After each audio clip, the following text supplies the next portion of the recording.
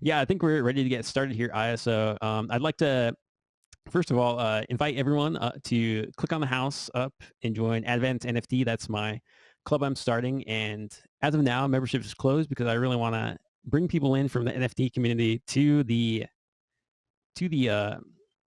into this club. And so I have like a basic outline just in there, but I think eventually I will need help running this because it is a lot of work running club. And I'm not I think I'm not the like the mover and shaker to like make things happen on Clubhouse. That's kind of not my personality. So I really would need like an assistance of some sort. And even if I could join someone else's club, that I think that would be a lot better. But so I think there is value in having your own club on Clubhouse. And so I'd like to, so I've started this one and you can check out the rules, but the main crux of this particular room is the Nunc exploit and my article about it, Death Knell of Tezos NFT, and my move towards Bitcoin RGB as the paradigm. So you can read that at gabemn.medium.com. And we've got 2 claps so far. So we're trying to direct some more people over there to get some claps. So Aya has been so gracious to act as the moderator for this. And so she's diligently prepared some questions. And we really appreciate Aya being here. She is great. She's an INFP. And so I think she acts as like a great foil for this particular club. And thank you, Aya. Would you like to introduce yourself? Thanks, Gabe. And hi, everybody who has joined the room. I'm so excited to be here, and I'm very much looking forward to having this conversation with you, Gabe, and also everybody else who wishes to contribute. We very much appreciate anybody's contributions to this discussion. We're looking to get, any kinds of thoughts, any kinds of opinions that people have regarding Nunc, the recent incident involving their exploit, and also just anything about, NFTs, what you're passionate about in the NFT space. We welcome all of it. So I'm really excited to be here. And I guess I would call myself a self-proclaimed NFT and cryptocurrency newbie. I feel like I can definitely improve my knowledge and scope on the matter. So that's especially why I wanted to join this conversation and hopefully gain some insight, from anybody who's already spent more time in the space than I have. But yeah, I guess we can go ahead and get started. So, Gabe, I guess just to go ahead and refresh. Yes, he has lightning eyes, and it's great. It's a new addition, and I think it's awesome. But yeah, Gabe, just to go ahead and I guess we'll do a little launch pad here. Can you just give a quick introduction about yourself in the context of NFTs and the NFT community, and your background with Nunc? Absolutely. Thank you. So I will give the too long, didn't read. And so what happened was there was a Nunc exploit, and it really brought vulnerabilities to light. And I'm definitely going all in on Bitcoin at this point. And so I'd like to go back a little bit to like some of my history. And so I actually first studied graphic design at Arizona State University, and then in my 3rd and 4th year moved more into motion graphics. And so I learned After Effects, Cinema 4D, and so altogether I've been doing design for around 10 years now, and so also motion graphics for about 7 or 8 years now. And yeah, I've been doing that as a freelance motion designer. And so when I first got interested in Bitcoin in 2016, and then it wasn't until the recent NFT explosion that it was kind of like a reconvergence of 2 interests that I already had, which were separate. It was the Bitcoining and the motion design side.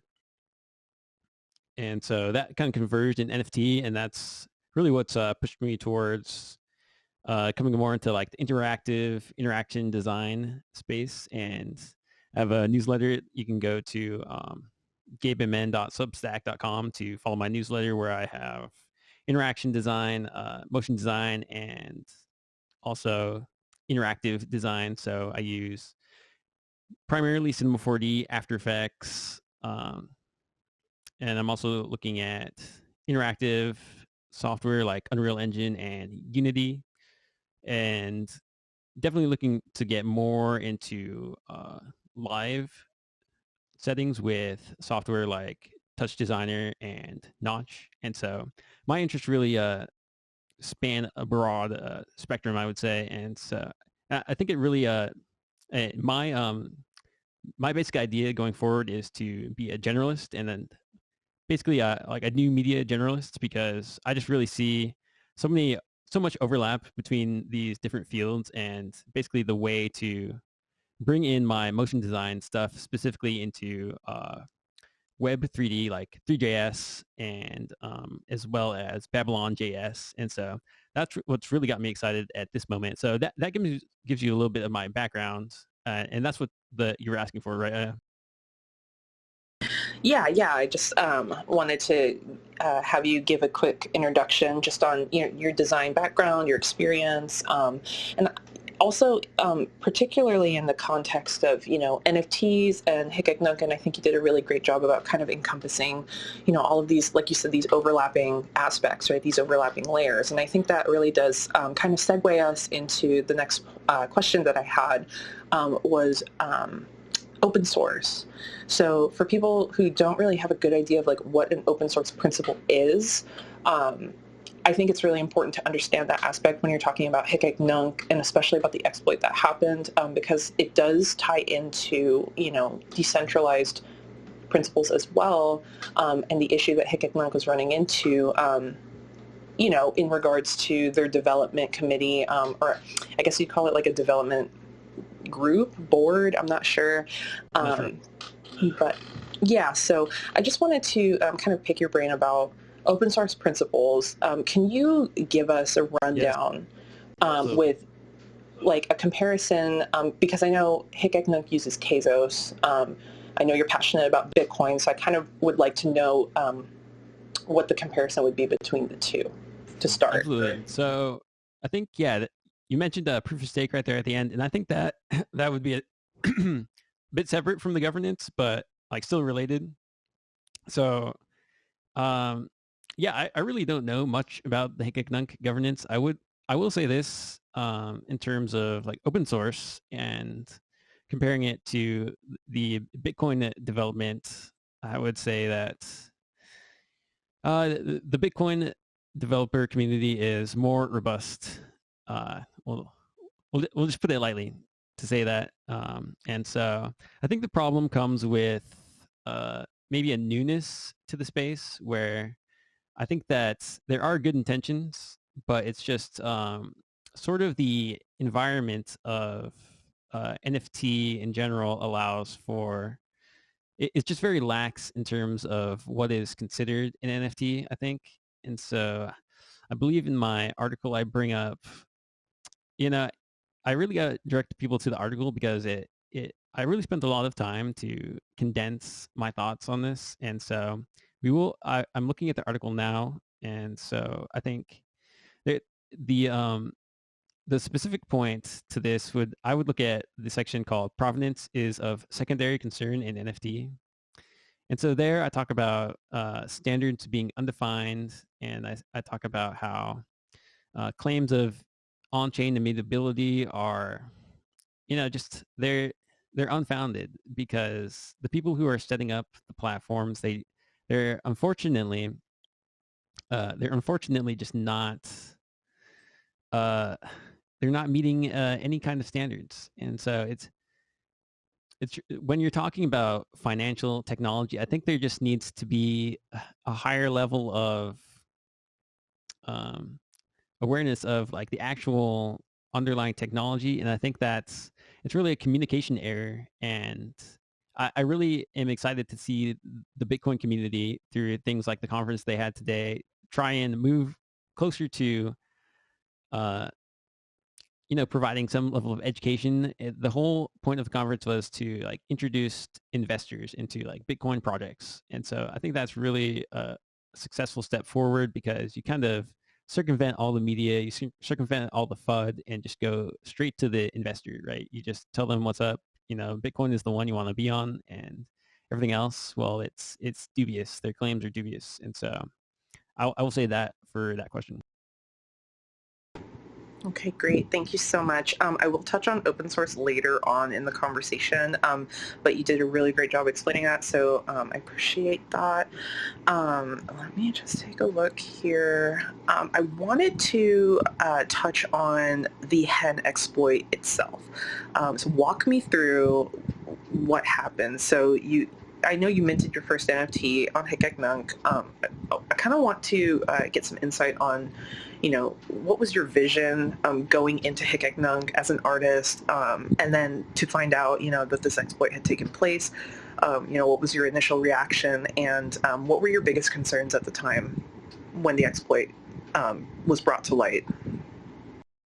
Yeah, that's a good question. So, the exploit itself, I wasn't exactly clear until recently, what exactly the exploit was, but just the fact that it was possible at all, like, put up a huge red flag for me. And so, yeah, I would say, in the article, I have two images of the exploit posted by, so the exploiter posted two images, and I have those linked in the article. And so the best way to imagine it is that you are a high profile collector and you do 10 editions of an artwork. The exploiter could purchase one of those editions for whatever price the artist sets, but then they would be able to essentially drain the remaining 9 NFTs, and the owner would be left with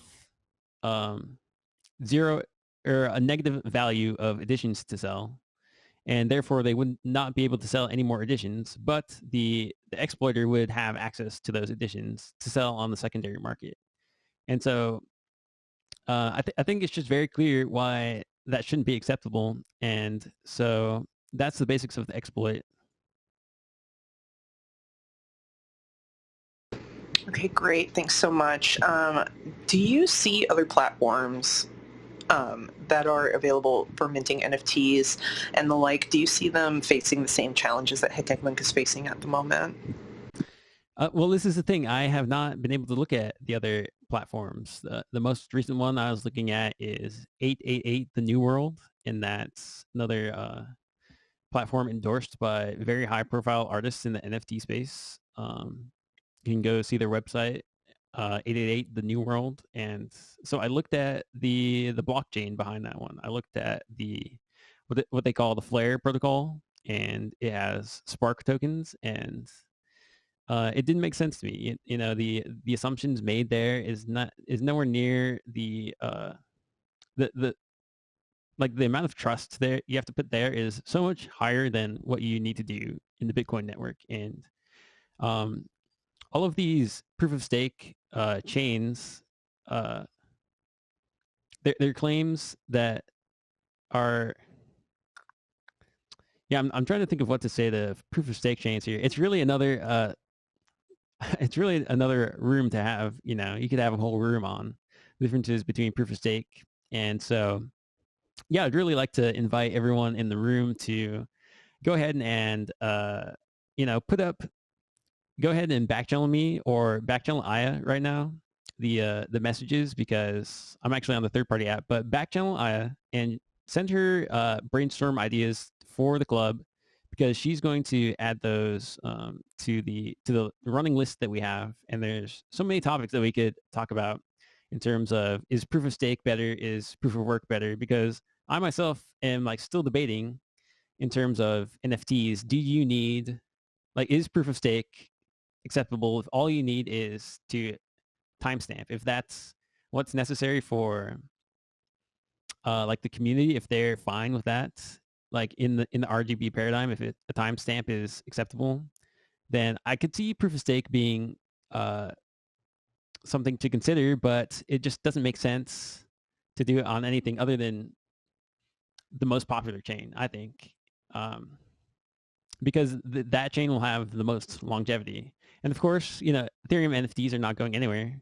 I'm not going to say that, And so, yeah, go ahead, Aya. Oh, thanks, Gabe. I just wanted to say, just really quick for anybody in the room, if you guys have any questions or highly requested topics, that little paper airplane icon in the bottom, that's the back channel function. So you can just send Gabe or I any topics you want to discuss in the future, and we'll take it away after the conversation. And definitely, any highly requested topics we'll make into another conversation for a later time. But I did have, a couple thoughts just on the incident itself and how it could have even happened in the first place. And I would just say, so I'm not personally an artist myself, but I would imagine that as an artist who is, trying to, take their career seriously and obviously their work very seriously, an exploit like this is extremely concerning, right? And as you mentioned in your article, which for anybody who's curious, it is available on Medium, and I believe the link is in his bio if you want to go check it out. There's a lot of good details and information in there. But, as you mentioned in your article too, it's a really dire situation, and I think it is, for everybody involved in the community. It's very concerning. So I just wanted to ask, do you have any questions for the developers at this time? Honestly, I've moved on from the project, so I really wish them the best of luck, but I'm really focusing on RGB at the moment. Gotcha. So I bet you're really excited then for Bitcoin RGB. I know that's kind of the new thing. I don't know if it's available yet. Correct me if I'm wrong, but it's still in development, possibly still in the theoretical stage. Could you give me a little bit more information just about Bitcoin RGB? I understand that a hen exploit could not happen in an RGB paradigm. Yes, this is a great question, and actually, this is the perfect time to talk about my the paradigm for hard asset ownership. And so, the distinction I would like to make between the platforms and the Tezos NFT platform and the RGB paradigm is the approach of layered scaling. And so let me actually put up the image I have here. Just give me 1 second. So in the live room, I would have this hooked up. Boom. I mean, this is technically a live room, but okay, here it is. Let me try and PTR this. Oh, is it? Okay, can you pull to refresh that? Do you see my new picture now? Yeah, I can see it now. This is the approach that would this just seems so secure to me. I don't know how you would do this cryptographically, but it seems so basic with what I know about layer 1, layer 2, layer 3. So if you think about layer 1 being the chain, being the Bitcoin blockchain, that is untouched. That goes unchanged. Layer 2 is where your RGB assets would live. And so this is on the same layer as the Lightning Network. And so I know that Aya knows a little bit about Lightning and RGB. So if you go into my bio, my full profile, there's a link to RGB facts, FAQs. It's rgbfaq.com, and that will give you all the info you need about RGB to have a basic understanding. It's a layperson's thing. It's not. There's no white papers, no crazy white papers. And so in the paradigm I see, you have platforms on layer 3. So imagine you're a high profile artist. Rather than getting ripped off, you would create a RGB asset on your local node. And because you're in high demand, everyone wants to have your NFT in their gallery, obviously. So you're able to sell access. And so this is a distinction between NFTs on Tezos and the Bitcoin RGB paradigm, is that you have 2 levels of ownership. So you can maintain full ownership of the asset while selling access to the NFT. So you would be able to, for a certain price, create a contract with the platform and sell your artwork to them. And they would get access to the JPEG, but you would maintain private key to the RGB asset. And so this, I feel like, is such a game-changing paradigm that I feel like people are just not on it yet. What do you think, Aya? Okay, so if I'm understanding correctly, then the distinction here is that it rests on the private key access then. That is what makes it different from, say, the principles that Nunc was utilizing at the time when this exploit took place. So being able to essentially give that private key access to somebody, that's going to prohibit any kind of potential, I don't want to call it stealing. I just feel like it's such a harsh word, but it's essentially robbery, right? I mean, it's no different than somebody going into a physical gallery and like taking an artist's artwork and then going and selling it somewhere else. So you're saying that this is not possible with exactly. Bitcoin This RGB. kind of thing, sets back acceptance from the artist community at large. And in RGB, it works with basic public-private key cryptography. So in Bitcoin, you have a wallet, and you have a private key to the Bitcoin on that wallet. The same is true with RGB assets. You have a private key to the RGB asset that's as secure as a Bitcoin wallet. There's no possible way for an exploit like Nunc to happen because no one will ever have access to your private key, and you'll be able to sell rights to the private key to potential collectors.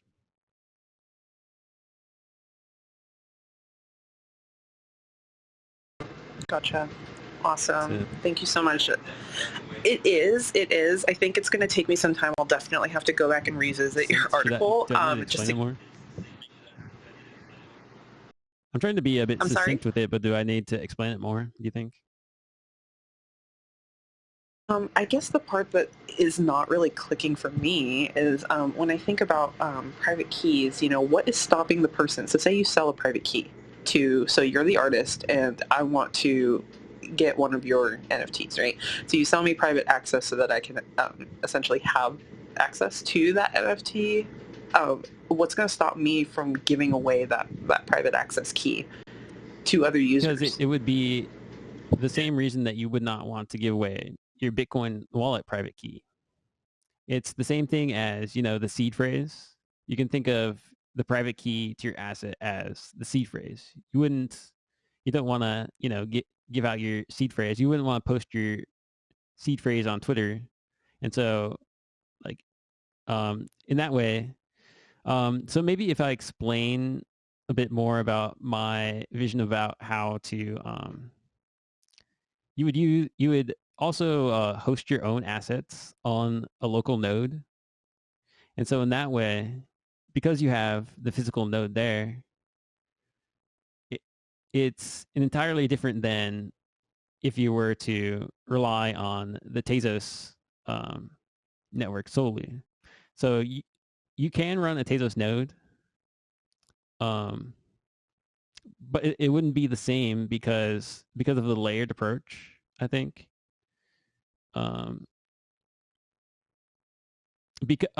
Okay. Here's a way to explain it. So refer back to the image, right? The PTR image. Do you see that, Aya? Yeah. So to the image that you have.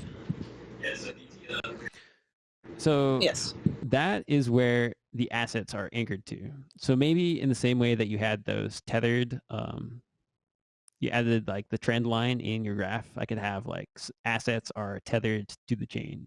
So maybe assets is like broken up into different cubes, and then those are tethered to the proof of work chain in the same manner as Lightning Network. And so the same assurances in the Lightning Network are afforded to you in RGB.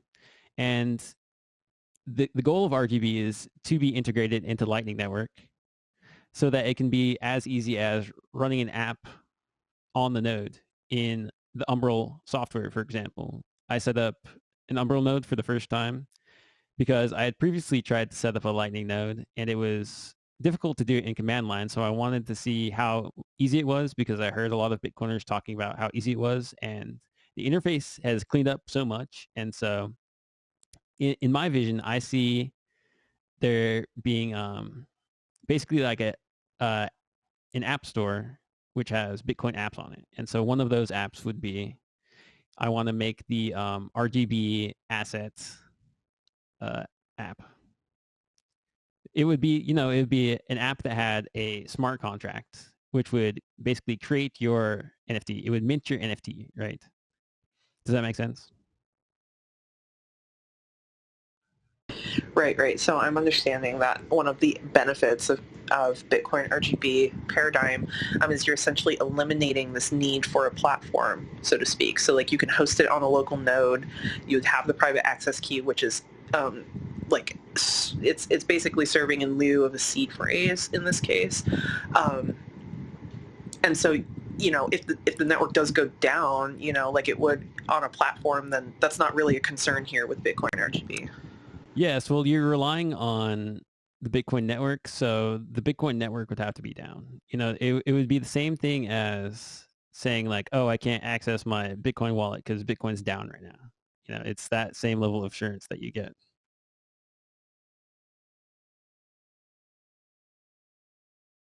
Got it. Can you tell me what makes Bitcoin RGB unique compared to the way other blockchains are currently operating? So like Ethereum, for example, I know most of the NFTs right now, they're just operating through Ethereum. Do they not have something similar? So the question about Ethereum. So yeah, Ethereum is definitely a topic for another room because Ethereum currently is proof of work. So Ethereum does offer the same assurances if it's done correctly. My main pain point with Ethereum is kind of the openness. I think the openness is a sort of double-edged sword where you do get this innovation on Ethereum, but then it's not necessarily secure. So yeah, I think Ethereum is definitely a topic for another room.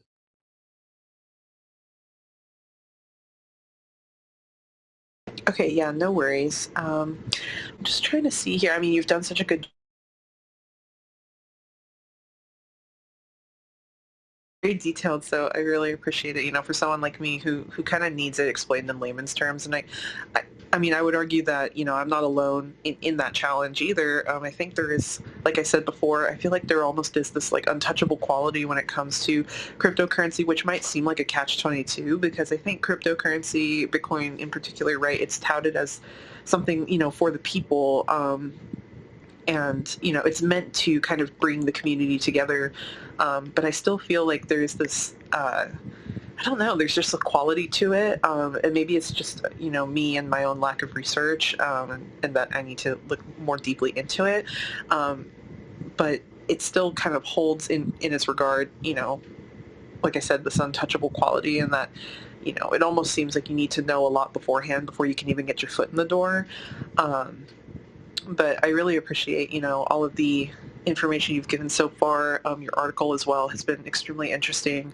Again, if anybody is interested in reading that article about the hen exploit and the NFTs, you can go view that article on medium.com. It's also available in Gabe's bio link. I wanted to go ahead and move away from the technical aspects a little bit, and I wanted to talk about the art community as a whole when it comes to NFTs, posting on the blockchain. Do you have, have you noticed any common pitfalls for like an upcoming NFT artist? Is there anything in particular that comes to mind when you're entering into a new space like this, and just being somebody who's been in design for so long, such as you, is there anything that you can recommend to a new NFT artist when it comes to like, there's a lot of issues, I think, these days, and I mean, I could be completely wrong, but like with scamming, or like, I've been hearing in other rooms about like people having like traumatic experiences, with being betrayed by people that they, trusted in the community. And so I won't go too deep into it. Those are definitely, topics for other rooms. But do you have any advice, I guess, when coming into a space like this? It's almost like the Wild West still. So I was just wondering if you had any, insider recommendations for somebody who might be interested in minting definitely. their own NFTs and think kickstarting their artistic career. Is get on Clubhouse and get into the NFT rooms just to like get your feet wet and see what's going on there, because most of the NFT stuff is on Ethereum. And so to learn about the NFTs, you're going to have to go to the Ethereum stuff. So I would check out, maybe like OpenSea or what's another one? Another one, popular one is like Foundation. I guess OpenSea would be the best because it's open platform, and then you can see kind of what's going on. I myself have not yet minted an Ethereum NFT because I'm still deciding what the best platform would be to mint an Ethereum NFT. And so I would try out Tezos. Like, I'm not gonna say don't mint an NFT there. Like, if they fix the exploit, sure. Like, go ahead and try it out. I think it's really cool. What you can do with interactive NFTs. And so begrudgingly, I might, anonymously post a couple like 3JS stuff on there. Like, who knows? But like publicly, I won't be supporting it anymore.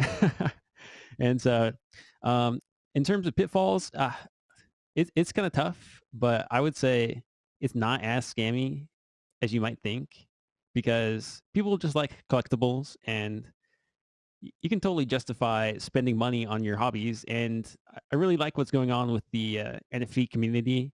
I was recently just in a Crypto Voxels art gallery, and I thought that was so cool. Like, I want to make my own gallery now to display my NFTs in eventually, when I'll be able to like link to an RGB NFT. I think that'll be great. And so, yeah, I think really Clubhouse is where it's at, because you can get into rooms and ask questions, and people will tell you like whatever information you need to know.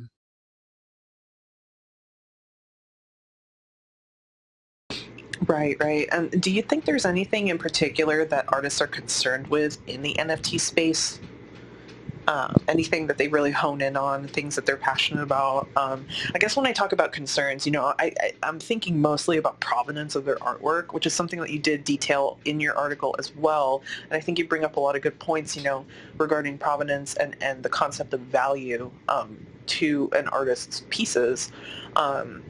So, is there, I guess, anything that sticks out to you just being in the space? Have you heard like any common themes when it comes to artists' concerns about the security of their pieces, about the provenance of their artwork? Sure, anything like that? So I've mainly heard it from the wider art community. So when I say that, I mean there's the NFT people who are on Clubhouse. There's the NFT community there, but then there's also the art community that I've seen on Clubhouse.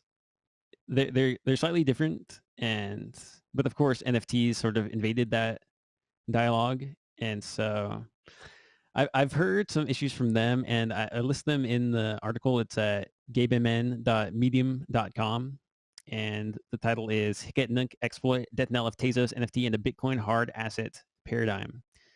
And the too long didn't read is that I was radicalized after an exploit on Nunc non-fungible token platform. And, I'm looking forward to Bitcoin RGB now. And so I would say that just in terms of, can you refresh the question? Sorry. Refresh the question for me. I'm sorry, could you repeat that? Oh, yes, the question. I was just wondering, based on what you've heard and what you've seen in the NFT community, are there any common themes that you're noticing when it comes to concerns amongst the artists? Are they concerned about, the future of NFT? And do you yourself have a vision of the future of NFTs? And artists, making a solid, launchpad for their careers in the NFT space? Adoption by the wider community, I would say that the goal really needs to be on a sort of standardization. And I know that Ethereum does have token standards as well. And so I need to do my due diligence on that specifically. And maybe I can write some further blogs on my explorations in that. I just feel that the RGB paradigm is so broad that it covers any kind of possible arbitrary code you might want to run on Ethereum. And so, I'd really like to set up a room about Ethereum, because Ethereum versus Bitcoin, and what exclusivities, I guess the question would be, what can you do on Ethereum that you can't do on Bitcoin, or something to that effect. I think that would be a room. I think I need to get, kind of aggressive with it. I need to get, I need to call some people out and be like, thing is, I don't really want to do that. Right. Because I like the community, so it's not, it doesn't have to come as a, an I think some thing. healthy debate is, yeah. I mean, nothing's wrong with a little healthy debate as long as people keep it respectful, right? And everybody is tolerant of opinions in the room, right? Then I really don't think it's an issue. And I think it is, definitely beneficial to be able to listen to both sides, the benefits, maybe some of the, unwanted byproducts, right, of those paradigms. But you did bring up a good point just about, the comparison between Ethereum and Bitcoin. I mean,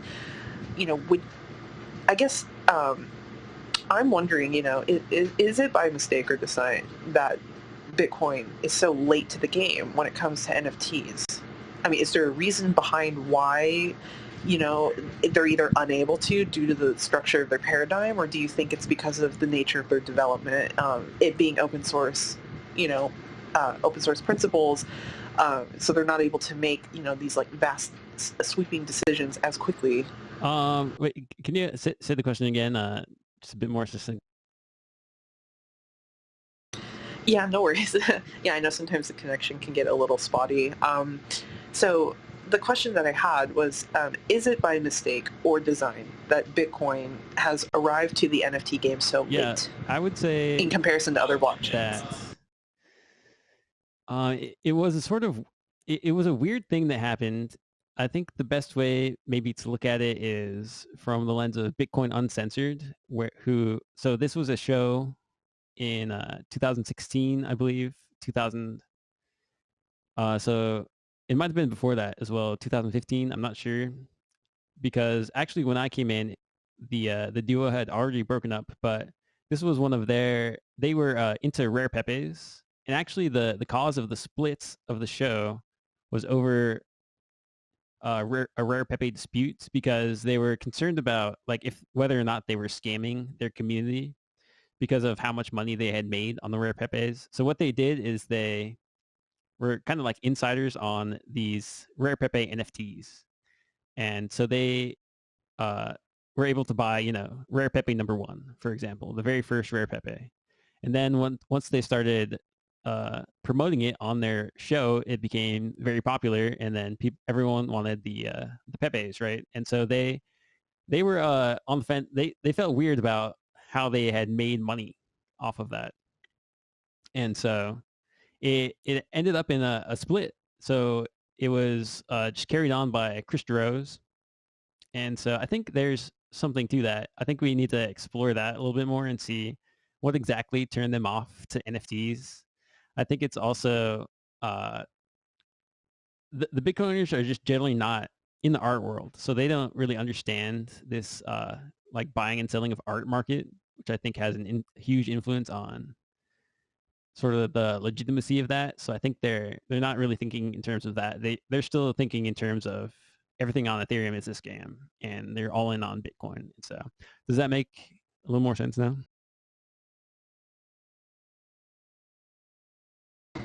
Yes, it does. Thank you.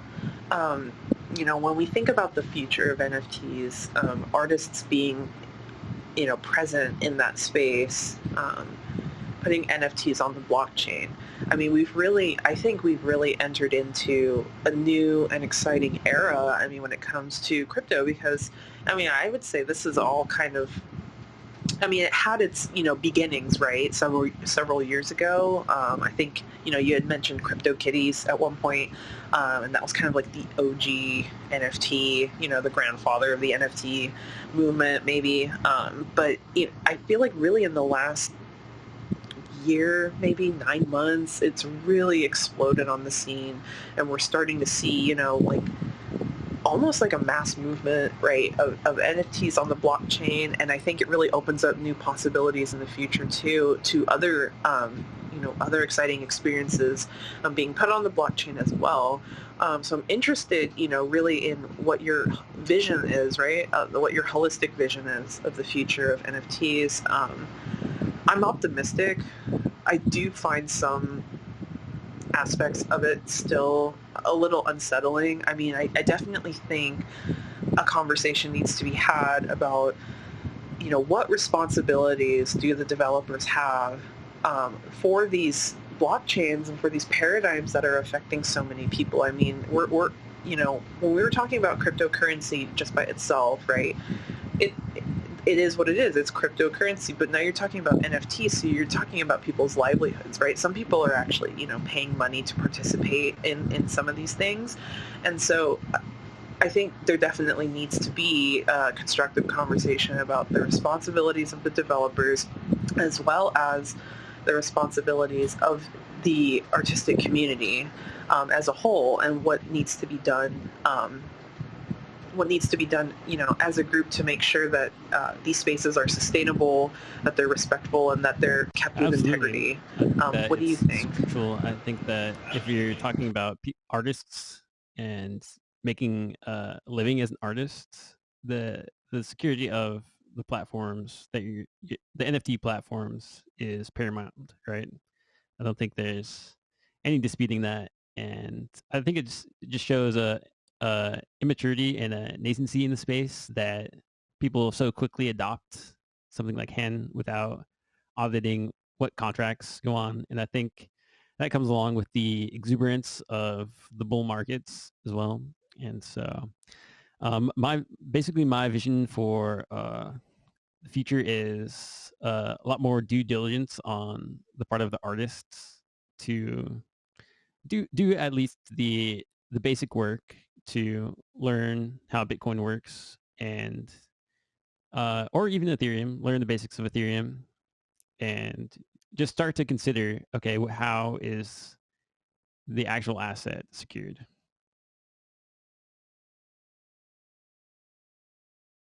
Right. And yeah, so I'm not an artist myself, but I do have a background in business and finance. So I would say, my recommendation, if I may humbly suggest it to the artistic community, is I understand the excitement and the optimism, right, that comes with new technology, with new rollouts, new channels to showcase your artwork. I understand the passion and the fire behind that. I would say, just from my background and from seeing the things that I have seen in this industry, it would definitely serve the artists well to be extremely discerning of the tools that they're using, the platforms that are providing their services. Do your research, go off and do independent research about how they got started, like who's behind the development, look at their previous projects. Were they successful, and who were they working on them with?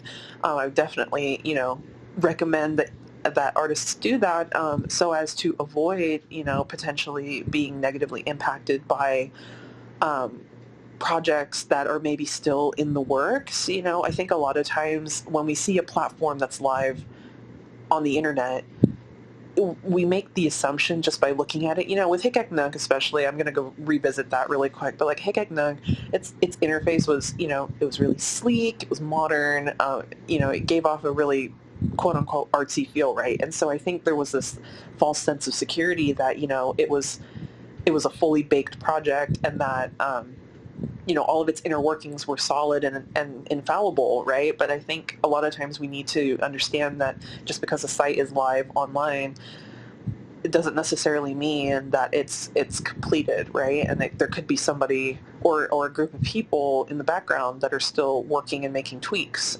So I would say, especially if you're investing time, effort, and money into a service, a tool, or a platform, to definitely do your research. And if you're feeling comfortable with using it, then by all means. But I mean, it just pains me to see that so many people, are like swindled by stuff like this. And so I think it can definitely disillusion a lot of artists as well, just with the passion that they have in their artwork, to have the provenance stripped away so quickly, literally overnight, right? I think it could be really damaging to anybody's motivation. So I would just say, from my perspective, those would be the key aspects I would be looking for when choosing a tool or a platform to showcase my work if I were an artist. So I do think it's really exciting. Again, I think, in the future, these sorts of things will inevitably be a thing of the past. And, as the technology progresses and the checks and balances get better, more and more artists will be able to come into the space with the appropriate amount of security that they deserve, just like any other industry that we have. So I'm excited. I definitely think, proceed with caution, though. Yeah, and I think it's the responsibility that's all I'll have to say about that. The more experienced people in the community to kind of help. And I see this happening a lot. They give good advice about security and such. So yeah, I think this has been a good conversation. We're coming up on an hour here, so I think we'll kind of here. Is there anything that we haven't covered yet?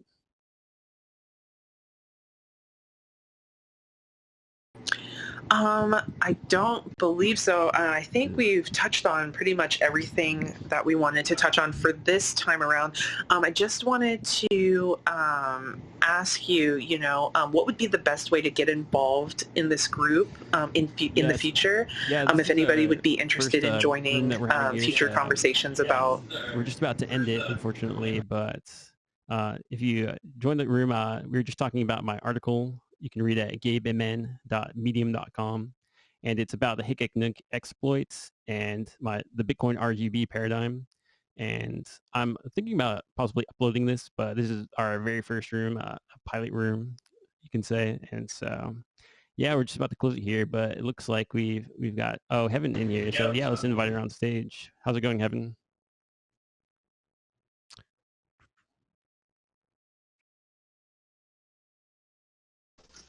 Hey, I just wanted to pop by. I saw that you pinged me, so wanted to check it out. Yeah, I always appreciate you coming into our rooms that we hold. So invite you to wanted to see what you were doing. My profile. It's the Medium article I just wrote. It's gabemn.medium.com, and it talks about Bitcoin RGB a little bit. So yeah.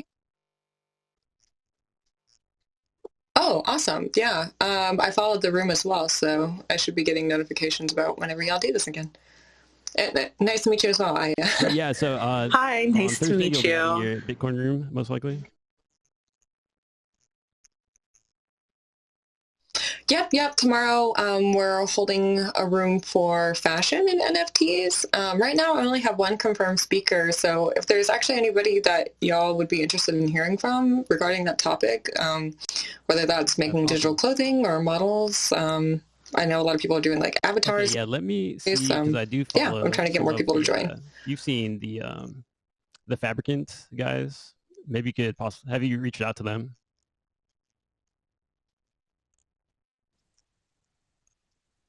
No, I haven't, and I'd be happy to check them out. Yeah, I can send you on the back channel for sure. I will send you. They have a digital fashion house, and it's primarily on. They do Ethereum NFTs, but they also do augmented reality, kind of like Snapchat AR filters that are cool. Okay, cool. Yeah, so I'll definitely come by the room because I'm always looking for more people to talk about RGB with, for sure. Yeah, definitely. Yeah, we're just about to close the room, unfortunately, but I was thinking about possibly uploading it because we actually went for like an hour just without anyone here as like a trial run. So thank you so much for coming in. Yeah, of course. I've definitely been there. I've done some rooms before where there's nobody listening. So but it's always nice because even the people that end up, coming to chat, like ends up being a good conversation, whether or not like there's an audience or not. It's always just good to connect with people. No. Okay, yeah. So, Aya, do you want to close the room out here? Yeah, sure. It's really interesting hearing you guys talk about all of it. So, yeah, this was our pilot. I don't know, chat room or whatever you'd call it. But I was acting as devil's advocate in this one. I'm actually very new to the NFT space and cryptocurrency in general. And so I thought it'd be a really good opportunity to learn more about it. And Gabe is just a really great resource for all of that information. So I did read his article and I was really interested in it. And we've had conversations in the past about NFTs and the like. And so I thought it'd be a good opportunity to come into the room. And he was gracious enough to make me the moderator of this room. So yeah, it's piqued my interest. I look forward to attending more conversations about it. So Gabe, thank you so much for all of the detail that you provided in this. And if anybody is interested in checking out his article on Medium, you can find it through the link in his bio, or you can send him a message with that little paper airplane icon at the bottom. Send him a message and he'll send you the link directly. But thank you so much. And I look forward to talking to you guys again. Bye, y'all. Thank you. Awesome. Goodbye. Thank you. Bye-bye.